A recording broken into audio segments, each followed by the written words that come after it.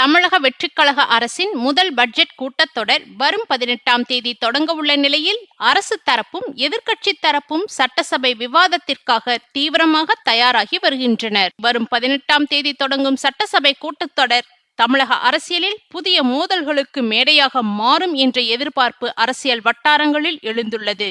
குறிப்பாக விஜய் உதயநிதி நேரடி மோதல் சட்டசபையில் எப்படி இருக்கப் போகிறது என்பதை அனைவரும் ஆர்வத்துடன் எதிர்நோக்கி வருகின்றனர். அதாவது முதல்வர் விஜய் தலைமையிலான அரசின் முதல் பட்ஜெட் என்பதால் மக்களிடையே அதிக எதிர்பார்ப்பு நிலவுகிறது. அதே நேரத்தில் எதிர்க்கட்சி தலைவராக உதயநிதி ஸ்டாலின் எவ்வாறு செயல்பட போகிறார் என்ற ஆர்வமும் அரசியல் வட்டாரங்களில் காணப்படுகிறது. இதற்கு முன்பு தமிழக வெற்றிக்கழக அரசு நம்பிக்கை வாக்கெடுப்பை எதிர்கொண்ட போது உதயநிதி ஸ்டாலின் ஆற்றிய உரை பெரும் கவனத்தை ஈர்த்தது. ஆளுங்கட்சியின் செயல்பாடுகள், கூட்டணி மற்றும் தேர்தல் வாக்குறுதிகள் குறித்து அவர் முன்வைத்த விமர்சனங்கள் அரசியல் அரங்கில் பரவலாக பேசப்பட்டன. அதன் பின்னர் முதல்வர் விஜய் நேரடி பதிலுக்கு பதிலாக விரிவான விளக்க அறிக்கை வெளியிட்டது குறித்து எதிர்க்கட்சிகள் விமர்சனம் செய்தன. இந்த பின்னணியில் வரவிருக்கும் பட்ஜெட் கூட்டத்தொடரில் ஆளுங்கட்சியும் எதிர்க்கட்சியும் நேரடியாக மோதும் சூழல் உருவாகியுள்ளது.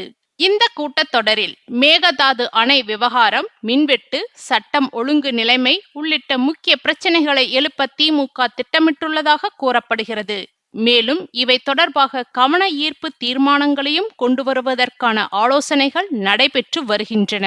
குறிப்பாக கர்நாடகாவின் மேகதாது அணை திட்டம் தொடர்பாக கடந்த காலத்தில் நடந்த சட்ட போராட்டங்கள், அரசியல் நடவடிக்கைகள் மற்றும் காவிரி நீர் உரிமை விவகாரங்கள் குறித்து முன்னாள் அமைச்சர்கள் மற்றும் அனுபவமிக்க அதிகாரிகளிடம் இருந்து உதயநிதி விரிவான விளக்கங்களை பெற்று வருகிறார். சட்டம் ஒழுங்கு, மின்வெட்டு தொடர்பான விவகாரங்களை சட்டசபையில் ஆவணங்களுடன் முன்வைப்பதற்காக மின்வாரிய அதிகாரிகளிடமிருந்து தரவுகள் சேகரிக்கப்பட்டு வருகின்றன. அதேபோல் கடந்த 5 ஆண்டுகளின் குற்றப்புள்ளி விவரங்கள், சட்டம் ஒழுங்கு தொடர்பான தரவுகள் மற்றும் நிர்வாக செயல்பாடுகள் குறித்த அறிக்கைகளும் ஆய்வு செய்யப்படுகின்றன. சட்டசபை நடைமுறைகள், விதிமுறைகள் மற்றும் விவாத உத்திகள் குறித்து அனுபவம் வாய்ந்த முன்னாள் அதிகாரிகள் மற்றும் சட்டமன்ற செயல்பாடுகளை நன்கு அறிந்தவர்களுடன் உதயநிதி தொடர்ந்து ஆலோசனை நடத்தி வருகிறார். எதிர்க்கட்சியின் தாக்குதல்களை சமாளிக்க ஆளுங்கட்சி தரப்பும் தயாராகி வருகிறது. குறிப்பாக சட்டசபையில் எழுப்பப்படும் கேள்விகளுக்கு உடனுக்குடன் பதிலளிக்க வேண்டிய அவசியம் இருப்பதால் முதல்வர் விஜயும் துறை சார்ந்த விவரங்களை ஆய்வு செய்து வருகிறார். அமைச்சர்கள் மற்றும் அதிகாரிகளிடமிருந்து பல்வேறு துறைகள் தொடர்பான விளக்கங்கள் பெறப்பட்டு வருவதாகவும் எதிர்க்கட்சிகள் முன்வைக்கும் விமர்சனங்களுக்கு தரவுகளுடன் பதிலளிக்க திட்டமிடப்பட்டுள்ளதாகவும் தகவல்கள் தெரிவிக்கின்றன. இந்த பட்ஜெட் கூட்டத்தொடர் வெறும் நிதிநிலை அறிக்கை தாக்கல் செய்யும் கூட்டமாக மட்டும் அல்லாமல் தமிழக வெற்றிக்கழக அரசின் செயல்திறனை மதிப்பீடு செய்யும் அரசியல் மேடையாகவும் அமைய உள்ளது.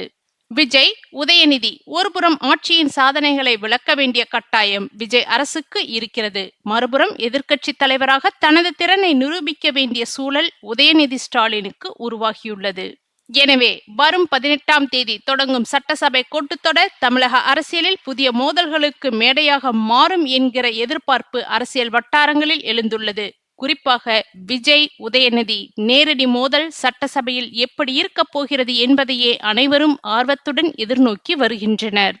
விஜய், உதயநிதி ஒருபுறம் ஆட்சியின் சாதனைகளை விளக்க வேண்டிய கட்டாயம் விஜய்க்கு இருக்கிறது. மறுபுறம் எதிர்க்கட்சி தலைவராக தனது திறனை நிரூபிக்க வேண்டிய சூழல் உதயநிதி ஸ்டாலினுக்கு உருவாகியுள்ளது.